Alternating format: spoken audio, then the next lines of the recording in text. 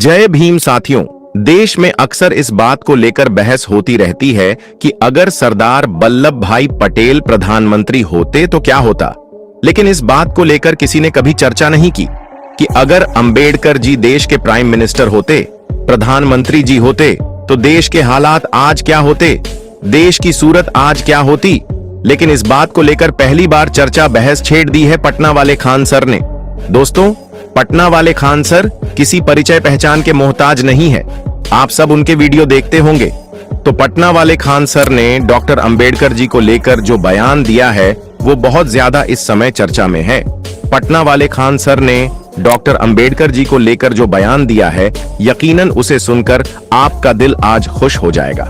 दोस्तों, आप सभी से अपील है, ये जो हमारा वीडियो है आप लोग पूरा देखिएगा, क्योंकि बहुत सारे जो दर्शक होते हैं वो शुरू में वीडियो देखकर कमेंट करके चले जाते हैं और आधा अधूरा वीडियो देखते हैं, पूरा वीडियो नहीं देखते हैं, जिससे उनको मुद्दा पूरी तरह से समझ में नहीं आता है। इसलिए आप पूरी जानकारी के लिए इस वीडियो को पूरा जरूर देखें। दोस्तों, आपने अक्सर सुना होगा प्रधानमंत्री नरेंद्र मोदी कहते हैं कि अगर सरदार पटेल पीएम होते तो कश्मीर की समस्या हल हो जाती। अगर सरदार पटेल पीएम होते तो भारत आज कुछ और होता। अगर सरदार पटेल पीएम होते तो ऐसा होता। इस तरह की बातें प्रधानमंत्री नरेंद्र मोदी अक्सर करते रहते हैं। प्रधानमंत्री के इस बयान पर भी खान सर ने पलटवार किया है। साथ ही साथ खान सर ने प्रधानमंत्री मोदी के 2047 वाले विकसित भारत की साथ ही साथ जो वह 100 स्मार्ट सिटी बना दी, महंगाई कंट्रोल कर दी, गंगा साफ हो गई, किसानों की आय दोगुनी हो गई, जो वादे दावे पिछले 2014 से किए जा रहे हैं उसको लेकर भी बीजेपी वालों को खान सर ने मुंह तोड़ जवाब दिया। तो हम सबसे पहले बात करेंगे कि अगर डॉक्टर अंबेडकर जी संविधान निर्माता, यहां मैं बताना चाहता हूं आपको, भारतीय संविधान निर्माता डॉक्टर अंबेडकर जी अगर पीएम होते तो क्या होता। इसी सवाल का जवाब दिया है पटना वाले खान सर ने। खान सर ने साफ तौर से अपने वीडियो में कहा है कि डॉक्टर अंबेडकर नेहरू और पटेल से ज्यादा योग्य थे। जो व्यक्ति देश के लिए संविधान रच सकता है वो अगर देश का प्राइम मिनिस्टर होता तो सोचिए दोस्तों क्या होता। इसी बात को लेकर इसी सवाल का जवाब दिया है पटना वाले खान सर ने। और मुझे लगता है किसी टीचर ने इस तरह से खुलकर डॉक्टर अंबेडकर जी की तारीफ की है। खान सर ने कहा कि हम ये पढ़ते हैं, आप तो पैरवी करते हैं, सरदार पटेल को होना चाहिए। आप एक आदमी पैरवी करता है, जवाहरलाल नेहरू को होना चाहिए। हम ये पूछते हैं, क्या इन दोनों से योग्य डॉक्टर अंबेडकर साहब नहीं थे? आप इन्हीं से पूछिए कि आप दोनों से योग्य थे कि नहीं थे। डॉक्टर अंबेडकर साहब वो व्यक्ति थे जिनके हाथ में था एक अलग देश बनाना। 1932 रैमजे मैकडोनल्ड प्रधानमंत्री लंदन में बैठ के गोलमेज सम्मेलन चल रहा था। गांधी जी और वहां खड़े थे।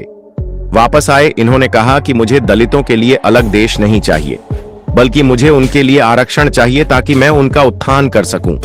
क्या जिन्ना से कम पावरफुल थे डॉक्टर अंबेडकर साहब? नहीं, उनकी देशभक्ति पर सवाल उठा देते हैं सर। अगर वो चाहते तो वो जैसे जिन्ना ने बनाया था बना सकते थे। सबसे योग्य कोई व्यक्ति था उस समय तो डॉक्टर अंबेडकर साहब, जिसकी कोई चर्चा नहीं होती। अगर डॉक्टर अंबेडकर प्रधानमंत्री होते तो सब लोग एक्सेप्ट कर लेते, इवन जिन्ना भी एक्सेप्ट कर लेता, इधर इंडिया भी एक्सेप्ट कर लेता। लेकिन अपना पर्सनल ईगो में वो एक इंसान छोटी जाति से आता है, वहां भी दिखा दिया। इतना ही नहीं, खान सर से पूछा गया कि इसके लिए जिम्मेदार कौन है, तो उन्होंने बहुत सारे नेताओं का नाम ले लिया।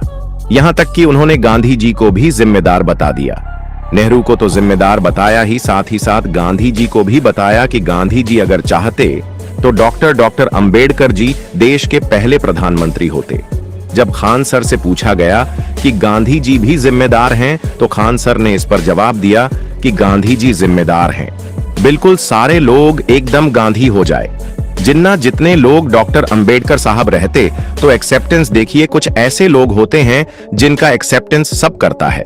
डॉक्टर अंबेडकर साहब का एक्सेप्टेंस जिन्ना को भी करना पड़ता है। और जब पूछा गया डॉक्टर अंबेडकर अगर प्रधानमंत्री बन जाते तो क्या होता, इस पर खान सर का जवाब था, तो आज देश अलग होता, अलग स्थिति में बिल्कुल रहता। आज वो स्थिति नहीं होती। पिछड़ों की, दलितों की बहुत सुधार या अल्पसंख्यकों की सुधार रहता। तो खान सर ने यहां पर यह साफ कर दिया है कि अगर डॉक्टर अंबेडकर जी देश के पहले पीएम होते तो आज देश की स्थिति कुछ और ही होती। जो संविधान आज आधा अधूरा लागू है वो पूर्ण रूप से लागू हो गया होता।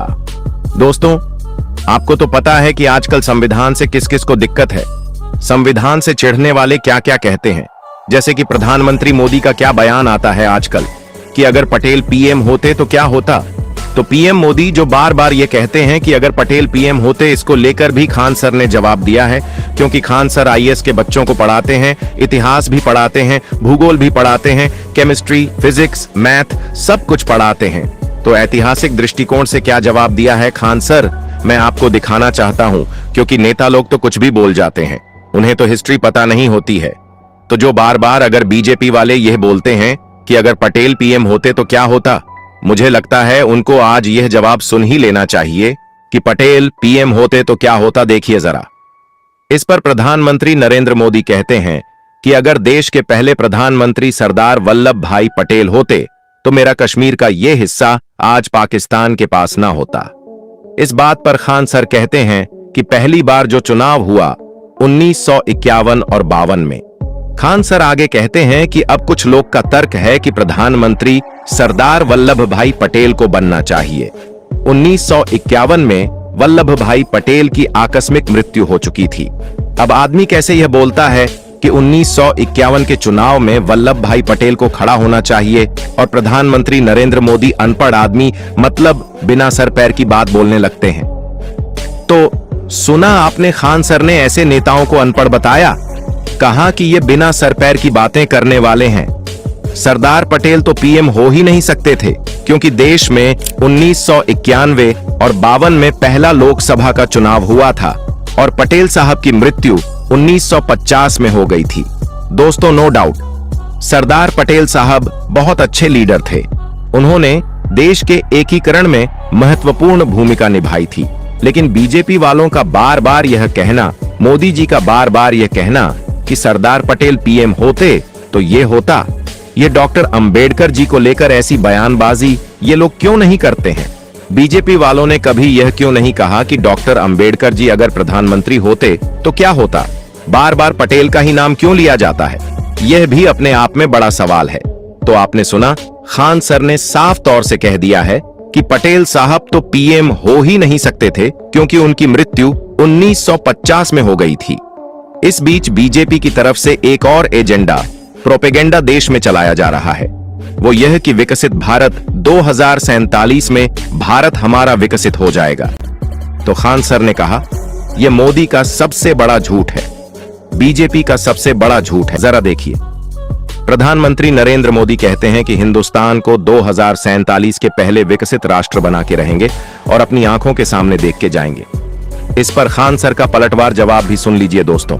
यह सबसे बड़ा झूठ है। देखिए, यह बेवकूफ बनाने का तरीका है। 2047 तक आधी पीढ़ी मर चुकी होगी, आपकी इन बातों को भूल चुके होंगे।